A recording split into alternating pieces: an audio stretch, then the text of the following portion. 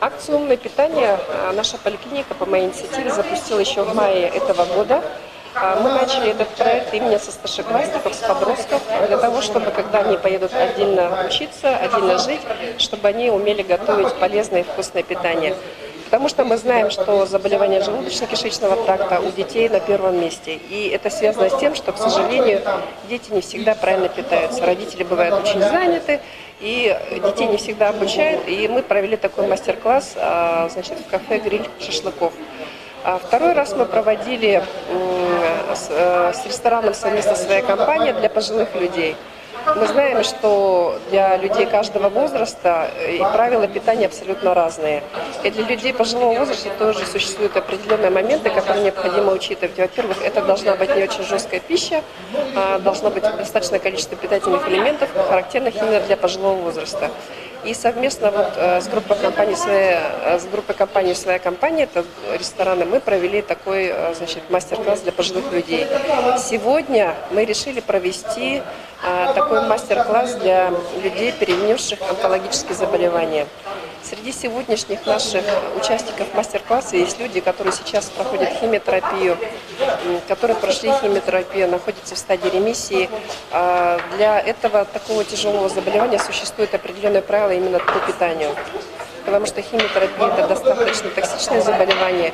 Само заболевание, рак – это очень тяжелое для организма. И даже если человек излечится от этого заболевания, в течение всей жизни ему необходимо соблюдать определенные правила, в том числе и в питании. И мы благодарим ресторан «Седьмое небо», которые согласились с нами поработать в этом проекте. И сегодня шеф-повар ресторана «Седьмое небо» покажет нашим пациентам, нашим друзьям, как готовить салат из морской капусты и свекольные котлеты. Это то, что можно в том числе для больных, которые проходят химиотерапию.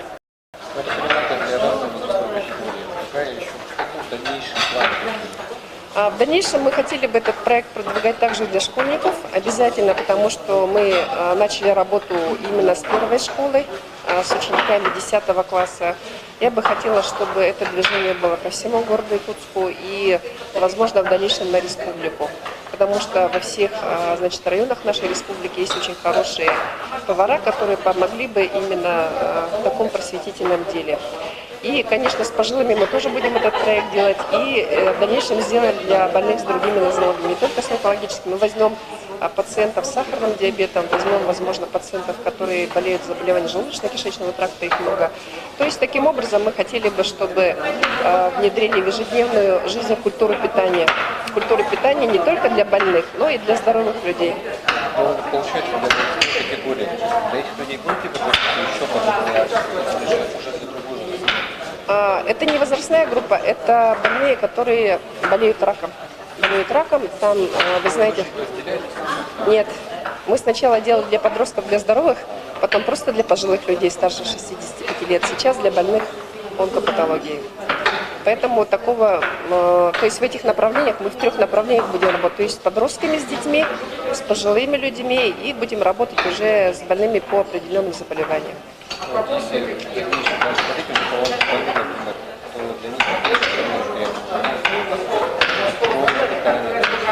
Да, вообще у нас, мы давно сотрудничаем, наша поликлиника и Республиканский онкологический диспансер, мы сотрудничаем с НКО «Выжившие от рака». Это не единственное мероприятие, это одно из 20 мероприятий, которые мы сейчас проводим. В том числе мы проводим мероприятия с психологами, с кардиологами, с онкохирургами, с нашими специалистами.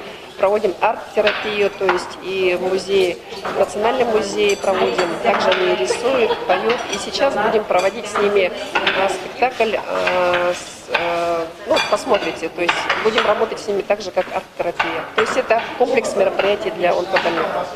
Последний вопрос касательно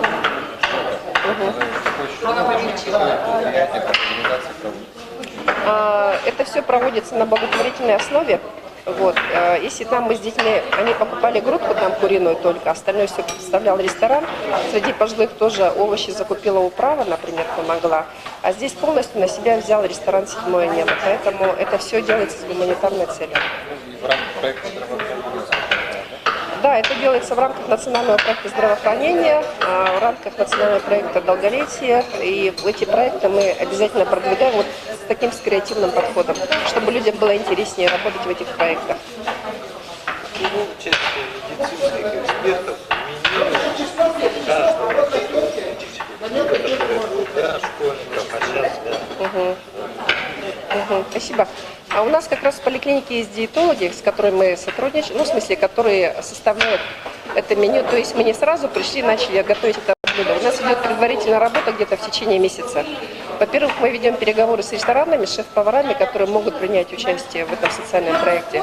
В дальнейшем уже обсуждаем именно меню, для того, чтобы, во-первых, оно было достаточно правильно подобрано для этой категории людей, для которых проводим мастер-класс, и для того, чтобы это можно было сделать достаточно быстро в течение часа. Потому что есть достаточно сложные блюда, есть попроще. То есть мы берем такой средний арифметический именно меню, которое подходит именно для этой категории людей, которые участвуют в мастер-классе. А сегодня какой знаменитый повар участвует, что он готовит? Сегодня готовит шеф-повар ресторана «Седьмое небо» Иван Герасимович Решетников. Он здесь работает очень давно, и поэтому он покажет те блюда, которые можно приготовить. Вот даже мы в прошлый раз готовили пасту с курицей, например, да, оказывается, для того, чтобы это было блюдо ресторанного уровня, там очень много секретов. Поэтому даже для того, чтобы приготовить свекольную котлету, я не думаю, что все 100% населения знают, как готовить свекольную котлету. И как готовить салат с морской капустой. Потому что есть много разновидностей. Именно подходящая для наших людей, она тоже разные бывают рецепты. Сейчас посмотрим, что это. Хорошо.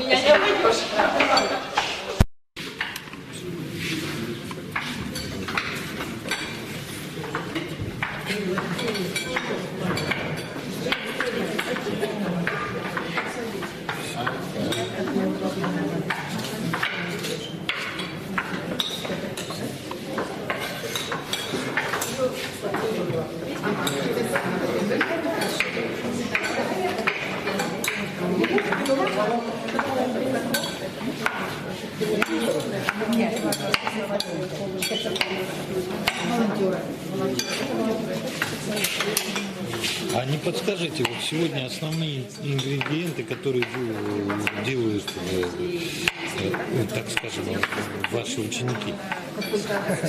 Сегодня мы показываем салат из морской капусты. Туда идет морская капуста, болгарский перец, лук, морковь, чеснок, соль, перец и оливковое масло. Ну, вроде бы ингредиенты понятные, да? А в чем секрет приготовления? Надо, наверное, нарезать его достаточно профессионально или как? Нет, нарезать главное с любовью. Нарезать с любовью, как говорят. И надо ингредиенты именно то, что сколько любит. Там, может больше богатства перца, может меньше. А по вкусу, что ли? Да, по вкусу. Сами. И сколько уйдет если обыкновенный человек это будет готовить, сколько на это времени идет? Этот салат делается очень быстро, на самом деле. Самое трудное, надо морскую капусту замачивание, во-первых, замочить морскую капусту, потом отварить. А то есть какая морская капуста должна быть? Та, которая в баночках? Нет. А какая именно? Потому что там, уксус там, они же маринуют его. Тогда какая? Это сушеная. Сушеная. Сейчас она везде продается, есть. И сколько ее варить там надо, приготовить? Варить ее надо, тоже есть уже такая мягкая, есть более твердая, которая, ее надо сперва замачивать в воде просто. Сколько времени? Замачивать надо, тоже разные бывает, там слишком совсем засушенный. Ее, например, замачивают с 8 до 12 часов, а есть, которые помягче, 3-4 часа замачивают. То есть надо брать определенное количество капусты на целый день, если мы целый день кушаем, да? И замочить заранее, Да, а потом... заранее. Да, и потом уже отварить ее. Отваривать минут 20-30. И в чем, на ваш взгляд, привлекательность такого салата? Это в том, что у нее очень много витаминов. Она очень полезная. Она как самый у морской капусты самый большой источник витаминов, всяких минералов. Потом, все то, что есть. У нее вообще очень много витаминов, минералов, микроэлементов.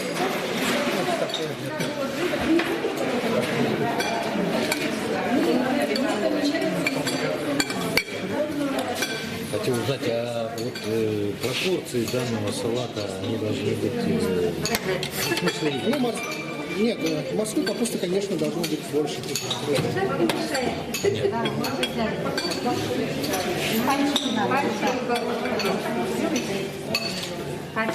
Хороший салат, цветной получился, красивый.